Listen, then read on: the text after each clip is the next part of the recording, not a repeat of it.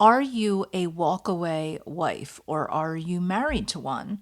Welcome to the Finance Therapist Podcast. I'm your host, Michelle Pava, financial therapist. So today we're going to be speaking about a more traditional relationship where the woman is the wife and the man is the husband, and they are actually married. So many different dynamics can benefit from what I'm going to be talking about today. But in hearing me speak about it, I will be speaking about a traditional relationship. So a walkaway wife is a woman who is quietly questioning her marriage. She's already cried the tears. She's had the conversations. She has tried her best, but still she holds on to hope. She might appear to be content. She may on the surface appear to be happy even, but beneath the surface, she is unfazed by the things that used to bother her.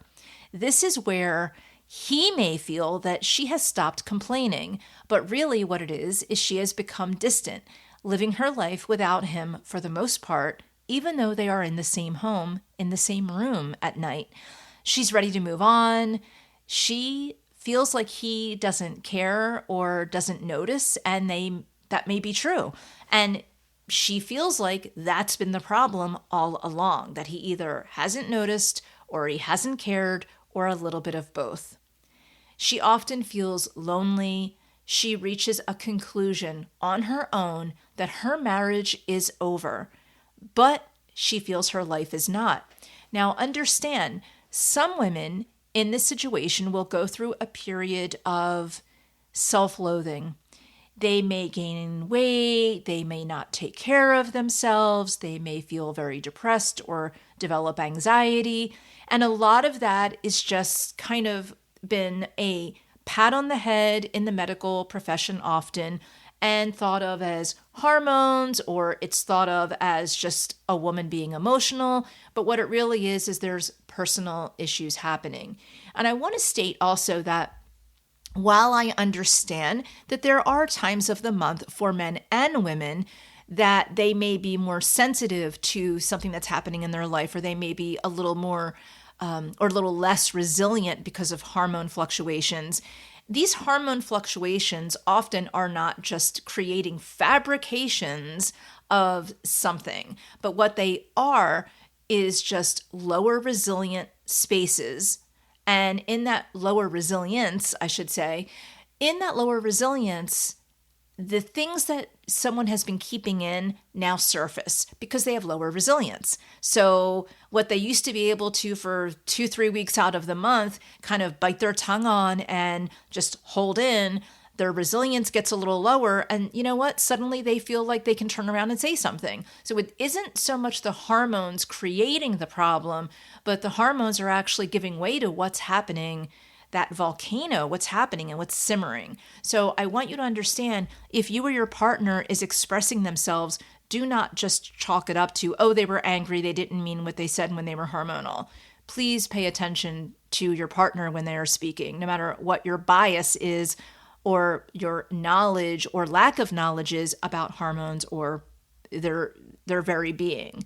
So what does this mean, though, when it comes to finance? So for a woman traditionally, especially if she has not been the primary breadwinner, she may really start taking more care of herself. This is not because she's looking to go and date.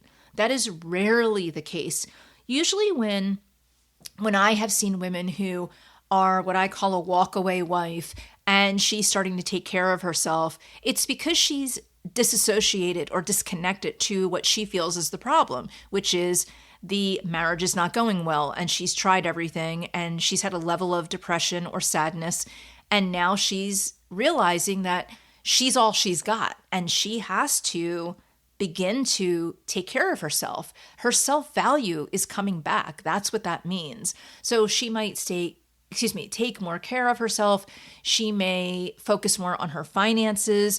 And this is all very quiet and methodical. So it's not like she's going out and buying, expensive high heels and going over the top. She just starts to work out a little bit more. Her health is important. She wants to dress a little bit nicer. But during all of this, she's not looking for a lot of affirmation from her husband. She may not be looking for affirmation from anyone because she has figured out that she is worthy of being a person of value. And so she's not actually looking for a whole lot from anyone else. So she's taking care of her finances too. And she's not doing this to, screw over her husband or take things from him. It's usually the opposite. She usually is at a place where she's looking at the marriage as a partnership, and she's going to start focusing on finances, not just for herself, but for both of them. And this is more quiet and methodical.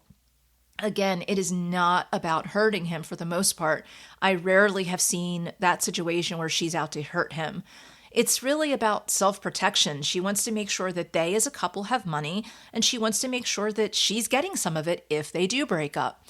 So she might start to focus on changing some things though. So if she is the breadwinner, or if she does have a job or a life insurance policy or any kind of investments, she may begin to change the beneficiaries on the accounts to maybe the children or her siblings or even to her parents instead of her husband. And it's not because she's trying to take money from him if something happens to her.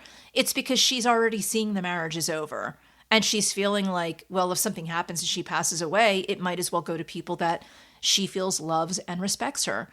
So she may take more of an interest in finances, ensuring that she and her children are financially secure if the marriage does dissolve. It's not about hurting him in any way, shape, or form, usually. Now, I want to also state here that these examples do not mean that she is a walkaway wife. So there are many women who take an interest in their finances, especially later in life. And that just means 90% of the time that they are just interested in finance now. This is for women who traditionally were not interested in finance before. And you may meet someone and they're off the bat interested in finances. So I don't want you to, if you're a man listening right now, don't sit there and think, oh my God, she's interested in finances. She's interested in looking good. Oh my gosh, I have a walkaway wife. No, that is not the way it goes at all. And in fact, if you're a man who is listening and you're even concerned about this, you're probably going to just start focusing a little bit on having a little extra compassion at home. Don't jump the gun and assume that a woman who is interested in finance is in some way a walkaway wife. What I'm trying to show you, though, is that a walkaway wife is someone who is now switching gears a little bit, and her focus is going more on other things, not just everything, meaning not her husband and finances, not her husband and looking a certain way. She's actually just dressing for herself. She's focusing on finances to learn more, and she's looking at the big picture. She cares about the marriage still. She just feels that the marriage is over. So what are some of the signs of a walkaway wife? Well, these are going to be really hard to observe, okay? So these are signs of a walkaway wife that she knows, and a lot of women may be already in this boat and not realize it. So when I say them, you might be sitting there as a woman going, oh my gosh, I'm a walkaway wife. I didn't even realize it.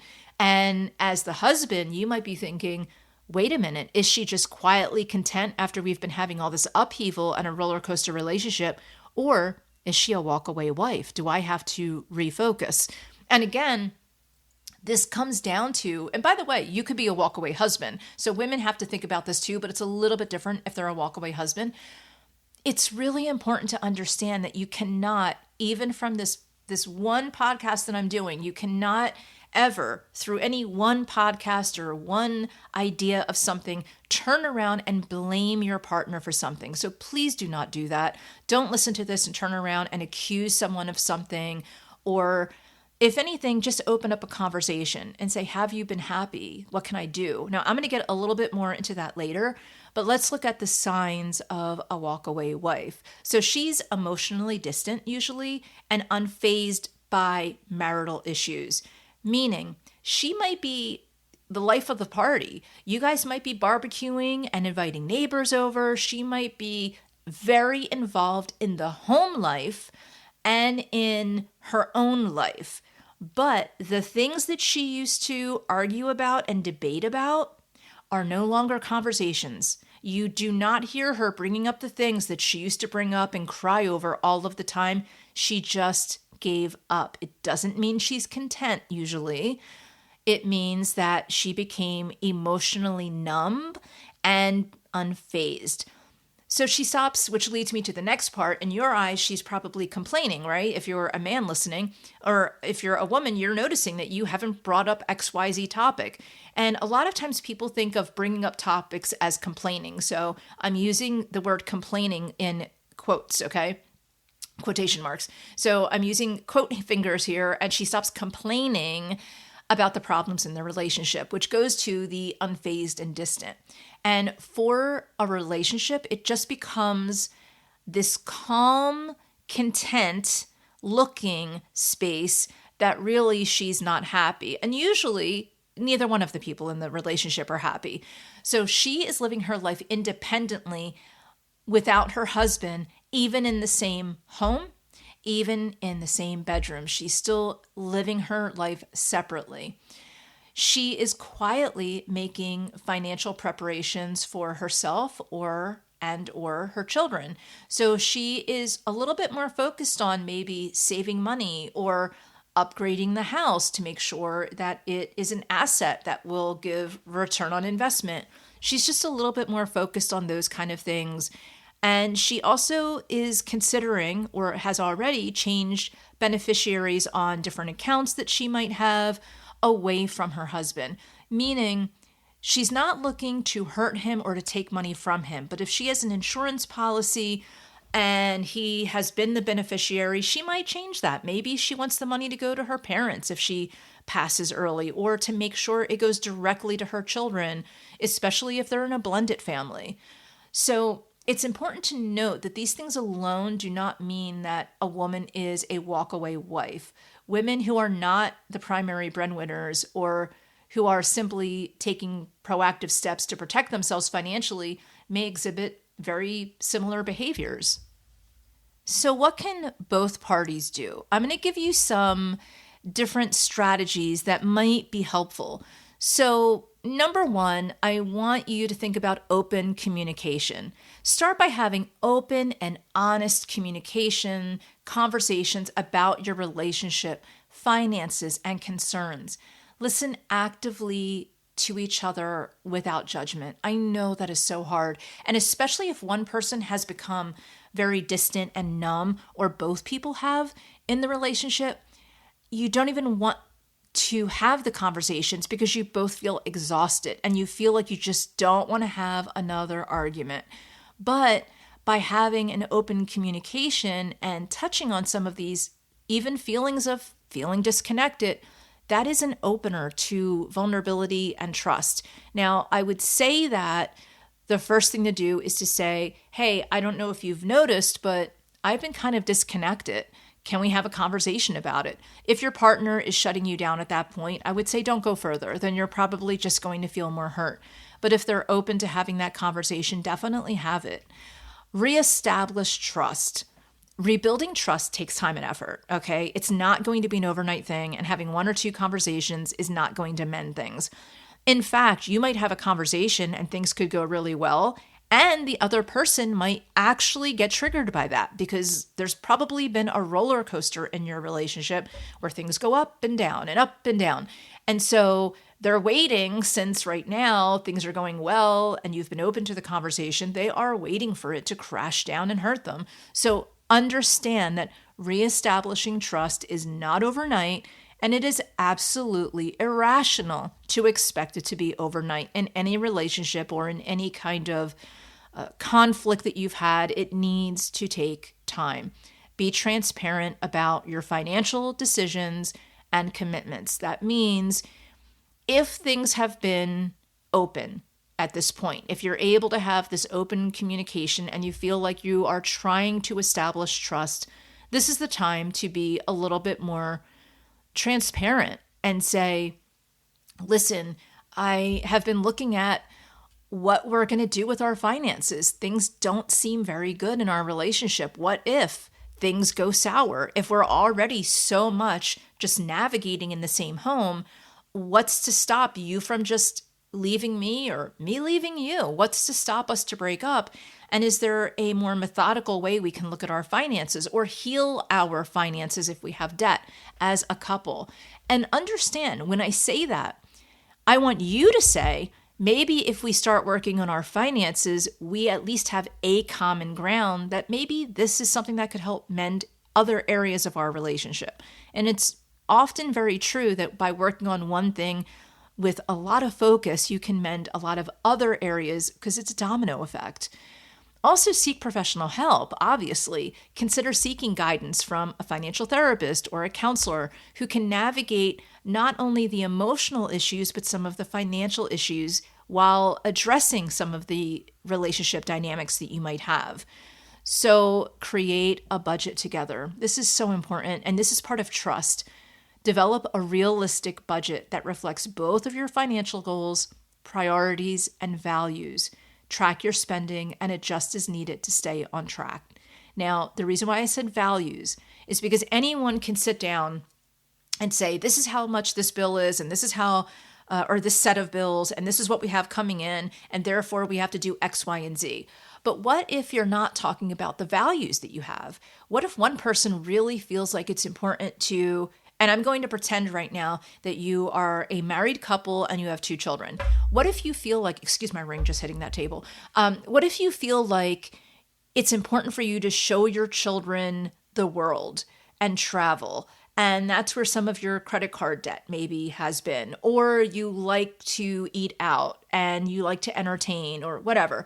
These are parts of your values. So you have to talk about values. What are things that are important to you? And trust me, sometimes they're not important to your spouse, and that's okay. So the things that are important to you that are not important to your spouse, that's where you have to compromise. And even when something is important to both of you, it just makes it a little bit more fun to plan, but you still need to plan. So maybe instead of traveling to Europe or even traveling to Disney World or wherever, maybe it's a lot of staycations and learning about the world around you. Maybe it is documentaries and having discussions and making certain meals that are from the area in which you are watching the documentary on. Do you know what I'm saying? Try to find ways that will be a compromise that both of you will respect. Your values are incredibly important when you're talking about a budget. Now, in that, set boundaries. I always say boundaries are not a punishment. They are a gift.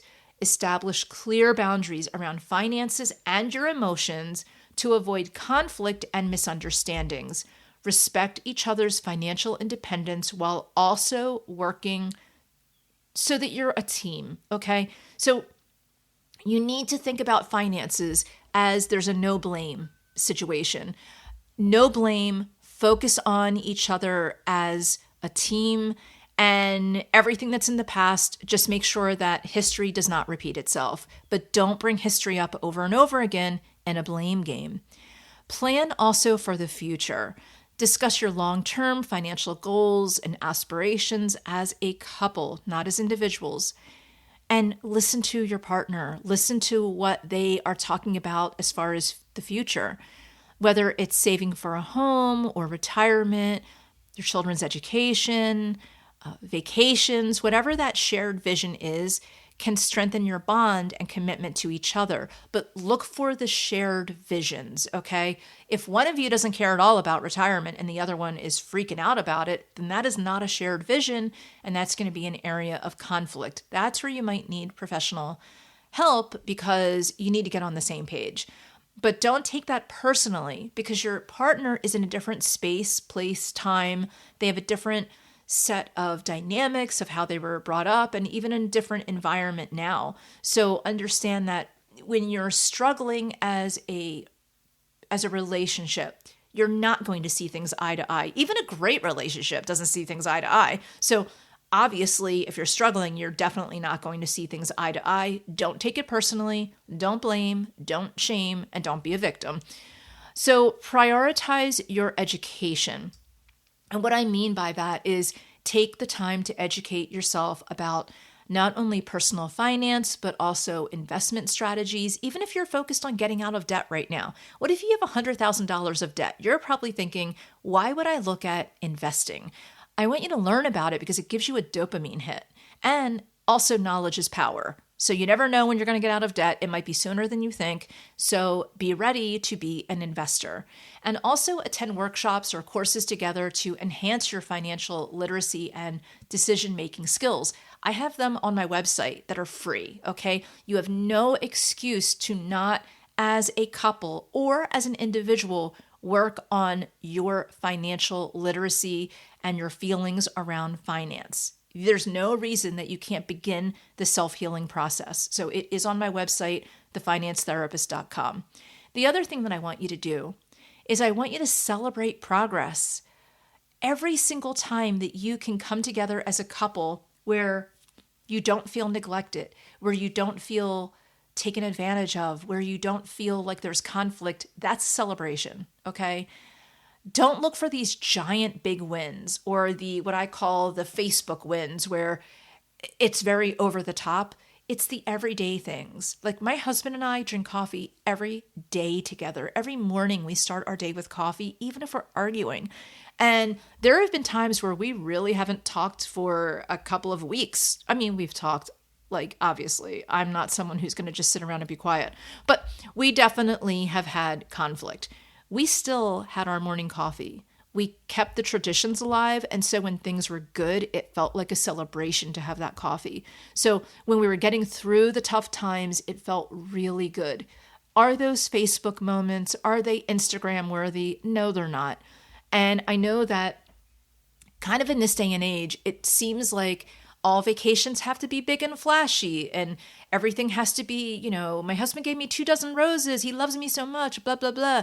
And while those things might be fun, they are actually not defining of your day-to-day. Your day-to-day is how you can interact with your partner in the day-to-day.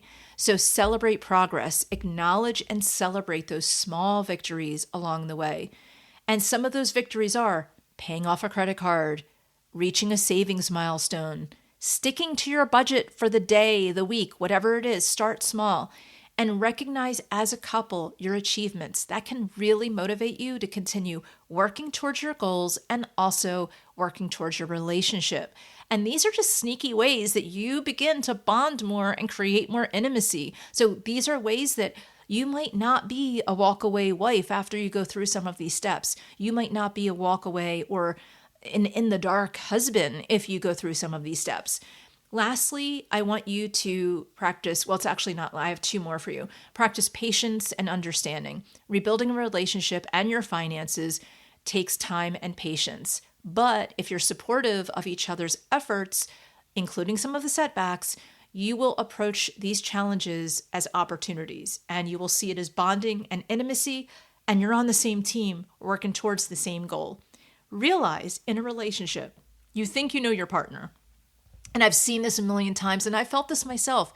You think that you can finish every one of their sentences. You think that you know what they're thinking, and that is not healthy. You have to take a step back. You have to let them speak, and you have to assume that you don't know what they're thinking all of the time. If you think that you know what they're thinking all of the time, and you think that you're finishing every sentence, what you're doing is you're emotionally bulldozing them, and they are probably going to get very quiet because they are learning that what they really feel and what they really want to say isn't going to happen. So be patient, let them speak their mind, and be affirming of them sharing. Consider the financial implications of divorce. This is the last one. This is why I wanted to keep this one last. This is the last ditch one. Understand that divorce can have a significant financial consequence for both parties.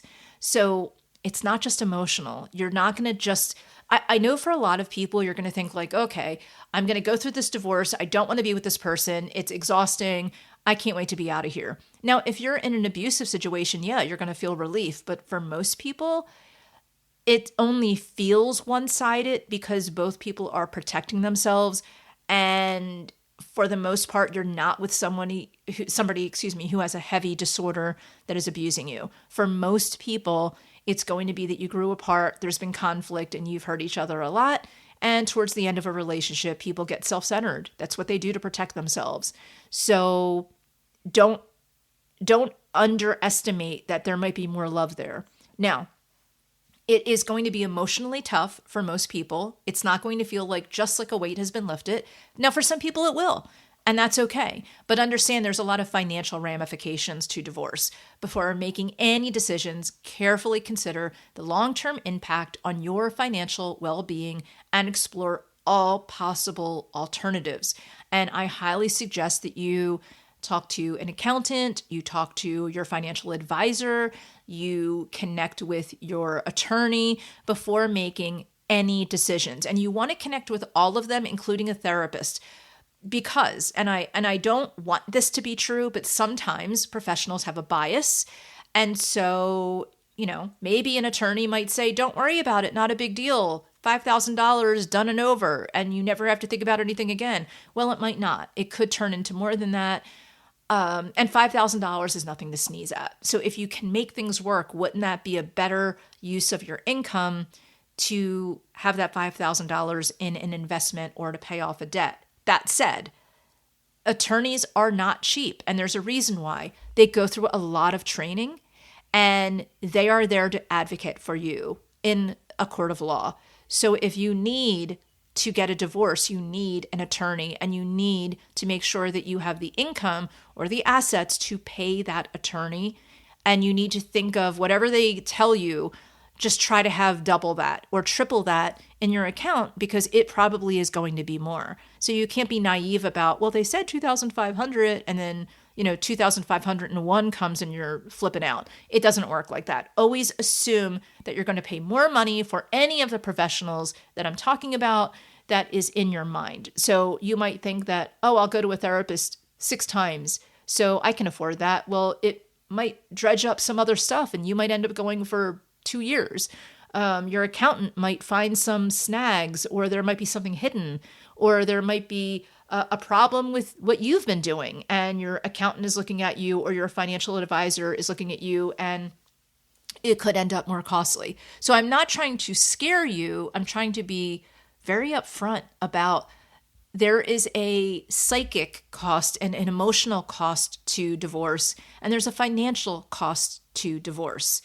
And that's not even including the ramifications for the children and extended family and anyone else. So remember that rebuilding a relationship and improving financial stability requires commitment.